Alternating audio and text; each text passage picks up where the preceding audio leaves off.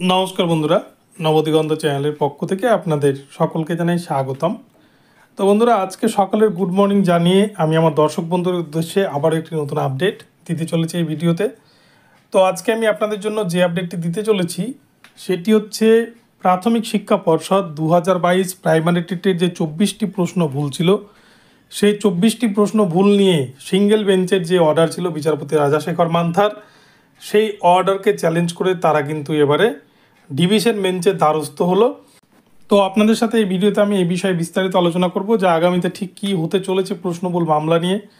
2014 primary টেটের প্রশ্নবুল মামলা এখনও শুনানি হয়নি, এটারও অবস্থা কিন্তু ঠিক ওই রকমই হতে চলেছে। আপনাদের সাথে বিস্তারিত জানাবো, তো আপনারা সম্পূর্ণ ভিডিওটি স্কিপ না করে প্রথম থেকে শেষ পর্যন্ত দেখতে থাকুন। এই ভিডিওতে আপনারা বিস্তারিত তথ্য পেয়ে যাবেন। কিন্তু তার আগে বলে রাখি, যারা প্রথমবার চ্যানেলটি ভিজিট করছেন আপনারা অবশ্যই চ্যানেলটিকে সাবস্ক্রাইব করে নেবেন এই ধরনের আপডেট সবার আগে সর্বপ্রথমে আপনারা পাওয়ার জন্য। তো চলুন তাহলে আমরা দেখে নিই যে 2022 প্রাইমারি টেট নিয়ে ঠিক কী উঠে আসছে। তো বন্ধুরা, প্রথমেই বলি, প্রাথমিকের প্রশ্ন ভুল মামলা, এটা কিন্তু প্রাথমিক আমাদের রাজ্যের প্রাইমারি বোর্ডের এটা একটা গলার অঙ্গ হয়ে গেছে, তাদের একটা এটা বিশেষত বা ঐতিহ্য হয়ে গেছে এরকম বলা যায়। কেননা সেই 2014 সাল থেকে শুরু হয়েছে। 2014 প্রশ্ন ভুল, 2017 প্রশ্ন ভুল, 2022 প্রশ্ন ভুল, এবার 2023-এরটা এখনও যেহেতু আনসার কিটা মডেল আনসার কি দিয়েছে, ফাইনাল আনসার কি দেয়নি, তাই এখনও সেই বিষয়টি এখনও প্রসেসিংয়ের মধ্যে আছে, তাই প্রশ্ন ভুল হবে কি না সে বিষয়টা এখনও সঠিকভাবে বলা যাচ্ছে না। তো 3টি টেট নিয়েছে, 3টা টেটেই কিন্তু প্রশ্নভুল মামলার হয়েছে এবং সেই নিয়ে 2014 টেটে আপনারা দেখেছেন যে প্রাথমিক শিক্ষা পর্ষদ যাদেরকে চাকরি দিতে চায় তাদেরকে কিন্তু তারা প্রশ্নভুল থেকে পাশ করিয়ে চাকরি দিয়েছে। সেখানেও কিন্তু প্রচুর টাকা খেলা হয়েছে প্রশ্নভুল মামলা করিয়ে। যেটা সিবিআই রিপোর্ট দিয়েছিল যে মানিক ভট্টাচার্য ইচ্ছাকৃতভাবে 2014 টেটে 6টা প্রশ্ন ভুল রেখেছিল এবং যার কারণে মানিক ভট্টাচার্য কেসের মারফত কলকাতা হাইকোর্টে কেস করিয়ে কেসের মারফত বহু ক্যান্ডিডেটকে কিন্তু 2014 টেট থেকে প্রশ্নভুল মামলায় চাকরি পাইয়ে দিয়েছে, এমনটা কিন্তু সিবিআই চার্জশিটে উল্লেখ করেন। তো তার পরবর্তী যে বিষয় আপনারা দেখেছেন 2017 সালেরও টেটে 21টি প্রশ্ন ভুল ছিল, যেটার মামলা বিচারাধীন রয়েছে বিচারপতি রাজাশেখর মান্থার এজলাসে। অপরপক্ষে 2022 প্রাইমারি টেটে 24টি প্রশ্ন ভুল ছিল। এই নিয়ে কিন্তু আদালত তথা আদালতের বিচারপতি রাজাশেখর মান্থা মহাশয় উনি কিন্তু প্রাথমিক শিক্ষা পর্ষদের আইনজীবীকে আদালতেই ভৎসনা করেন এবং চরম অসন্তোষ প্রকাশ করেন প্রাইমারি বোর্ডের আচরণবিধিতে। এবং শুধু তাই নয়, বিচারপতি এটাও বলেন যে পিএইচডি করে কেউ কিন্তু প্রাথমিকের শিক্ষক হতে পারবেন না, এই ধরনের মন্তব্য করেন। এবং তারপরেই কিন্তু তিনি গুরুত্বপূর্ণ নির্দেশ দেন এবং 24টি প্রশ্ন ভুল নিয়ে একটি এক্সপার্ট কমিটি গঠন করে সেই এক্সপার্ট কমিটির মোতাবেক যে আদৌ পিটিশনারদের দাবি সঠিক কিনা সে বা কতগুলি প্রশ্ন ভুল রয়েছে, কতগুলি প্রশ্নে বিতর্ক রয়েছে, এই বিষয়গুলি কিন্তু তিনি দেখার জন্য একটি যাদবপুর ইউনিভার্সিটির একটি এক্সপার্ট কমিটিকে গঠন করার নির্দেশ দেন এবং সেই এক্সপার্ট কমিটি আদালতে রিপোর্ট দেবে, তার এগেনস্টে পিটিশনারদের আইনজীবী হলফনামা পেশ করবে, এরকম একটা কিন্তু নির্দেশ দেন।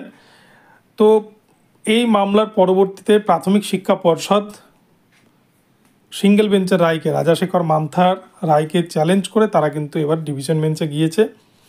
তো এখান থেকে একটা বিষয় আপনাদেরকে পরিষ্কারভাবে বলি, প্রাইমারি বোর্ড চায় না যে 2022 প্রাইমারি টেট থেকে প্রশ্নভুল থেকে আর নতুন কেউ পাশ করুক, নইলে কিন্তু তারা সিঙ্গেল বেঞ্চের রায়কে চ্যালেঞ্জ করে ডিভিশনে যেত না, তারা কিন্তু সেই রায়টাকে মেনে নিত। তারা মোকাবিলা করার চেষ্টা করতো যে পিটিশনাররা যে দাবিটা করছে যে 24টা প্রশ্ন ভুলের, সেই 24টা প্রশ্ন আদৌ ভুল কিনা বিচারপতি রাজাশেখর মান্থা যে এক্সপার্ট কমিটি গঠন করে দিয়েছিলেন সেই এক্সপার্ট কমিটিকে দিয়ে তারা কিন্তু যাচাই করিয়ে বিষয়টাকে আদালতে জলকে জল পানিকা পানি এই বিষয়টা কিন্তু করতে পারতো। কিন্তু প্রাইমারি বোর্ডের সেই সৎসাহস নেই, যেই জন্যই কিন্তু তারা ডিভিশন বেঞ্চে চলে গিয়েছে। এবং ডিভিশন বেঞ্চে আপনারা দেখেছেন যে অনেক ক্ষেত্রেই কিন্তু ডিভিশন বেঞ্চে সিঙ্গেল বেঞ্চের রায় বহাল থেকেছে, আবার ডিভিশন বেঞ্চ সিঙ্গেল বেঞ্চের রায়কে স্টেও মেরে দিয়েছে।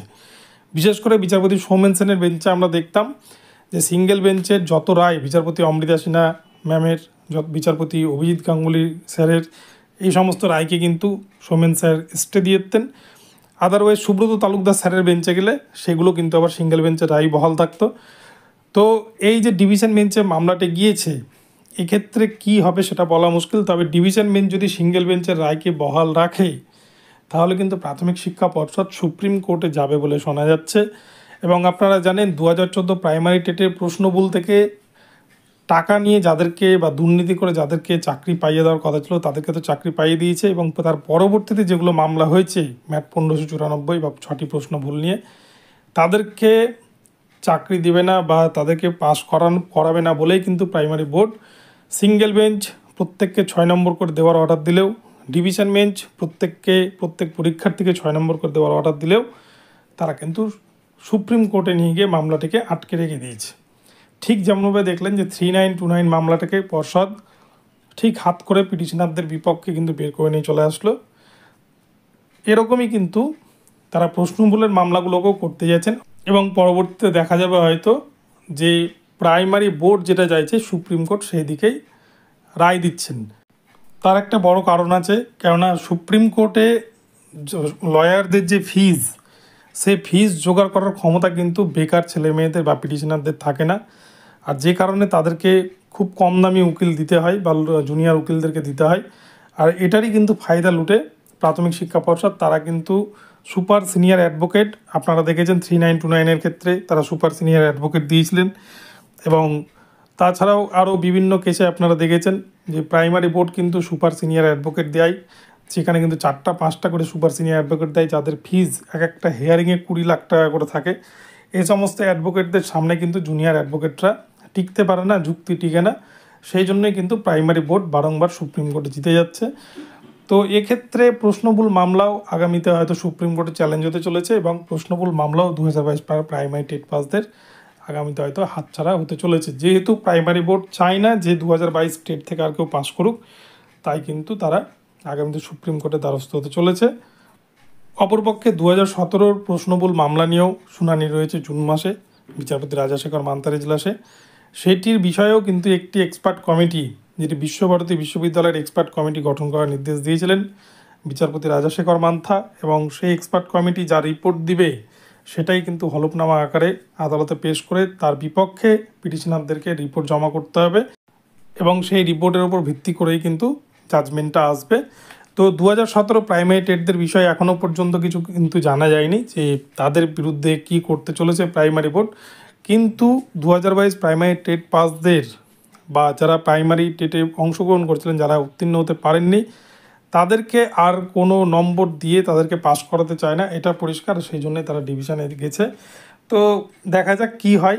তো বন্ধুরা, এখন এই পর্যন্ত রইল আপডেটটি। ভিডিওটি ভালো লাগলে চ্যানেলটিকে সাবস্ক্রাইব করবেন, এবং এই ধরনের আপডেট প্রতিনিয়ত পেতে আমার চ্যানেলটিকে ফলো করতে থাকুন। ধন্যবাদ সকলকে, সকলে ভালো থাকবেন। পরবর্তীতে আবার নতুন আপডেট নিয়ে আসবো। দেখা হচ্ছে পরবর্তী ভিডিওতে।